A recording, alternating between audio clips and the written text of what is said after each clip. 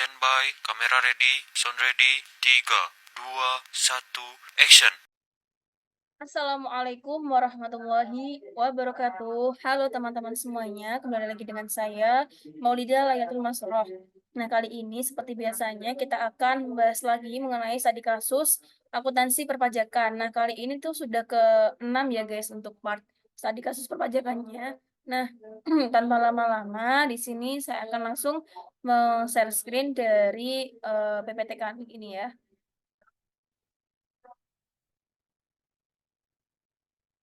Nah, oke teman-teman semuanya.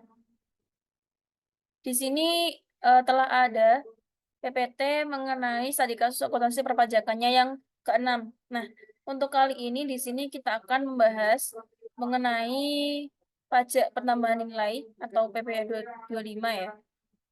Nah, di sini kita langsung saja ke soalnya.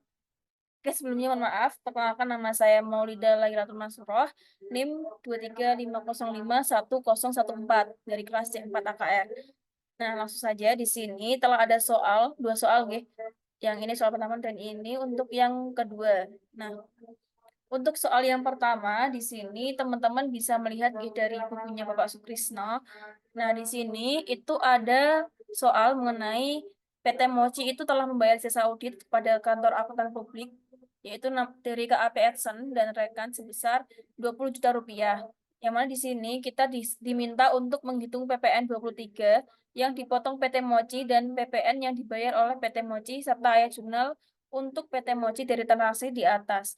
Juga buatlah ayat jurnal untuk KAP Edson dan rekan atas transaksi di atas.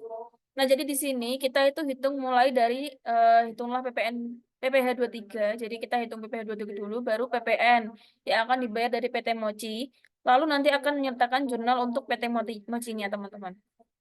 Dan berlama-lama di sini telah ada perhitungan PPh 23 dan juga PPN yang mana di sini adalah nilai jasa audit sebelum pajaknya adalah 20 juta, teman-teman. Jadi untuk 20 juta itu adalah untuk yang sebelum pajaknya. Nah, untuk PPh 23-nya nanti tinggal kita kalikan saja dengan apa namanya? Misalnya untuk di sini adalah tarifnya adalah 2% dikali 20 juta. Mana di sini adalah 2%-nya dari 20 juta adalah 400.000. Dan juga PPN. Kalau sekarang kan PPN-nya masih 11% gitu. Jadi 11% dikalikan dengan 20 juta yaitu 22.200.000. Lalu kita hitung lagi mengenai jumlah pembayaran oleh PT Mochi. Karena di sini tadi diminta juga untuk pembayarannya dari PT Mochi. Yang mana di sini tinggal ditambahkan saja dan juga dikurangi. Dari ini nilai jasa audit sebelum pajak yaitu 20 juta ditambahkan tadi dari PPN-nya itu 2.200.000 dikurangi dari PPh 23-nya, teman-teman. PPh 23-nya adalah 400.000.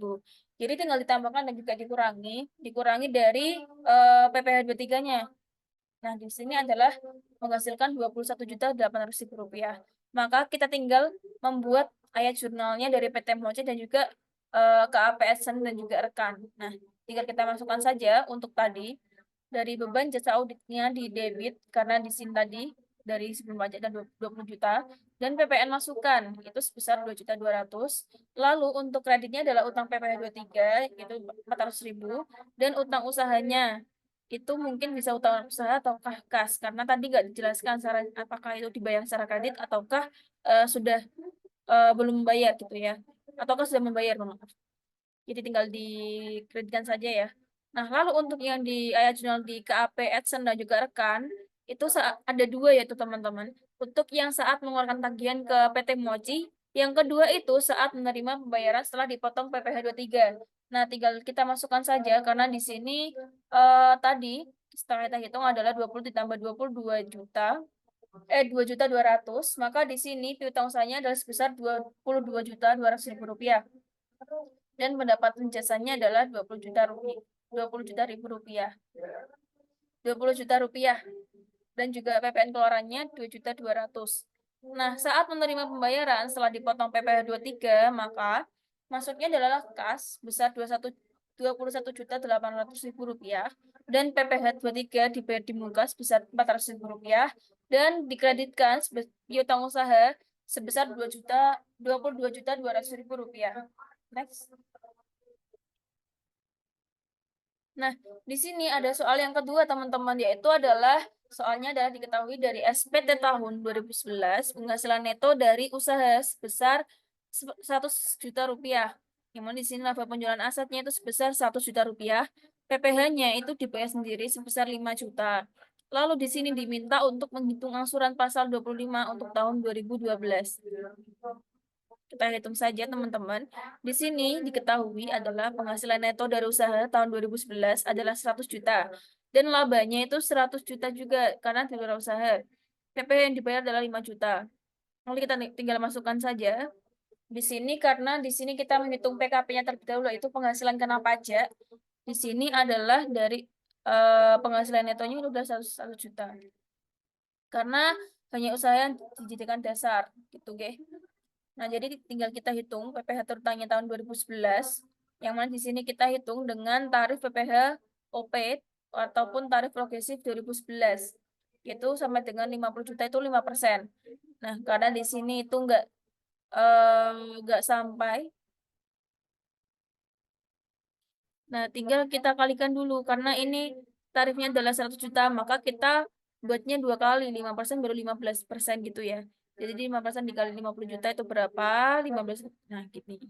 Jadi dapatlah 10 juta, teman-teman. 2 juta, 10 juta ini dari mana? 2.500.000 ditambahkan dengan 7.500.000. Lalu kita hitung PPh totalnya 10 juta kan tadi. Untuk PPh tipe sendiri 5 juta. Jadi dikurangi, jadi PPh kurang bayarnya adalah 5 juta. Lalu kita masukkan ke angsuran PPh 25 tahun 2012. Maka di sini kita tinggal kurangkan saja dan juga dibagi 12 karena diminta untuk per bulan. Jadi tinggal 10 juta dikurangi 0 karena tidak PPh final, jadi dibagikan 12. Jadi hasilnya adalah 833.333 rupiah per bulannya.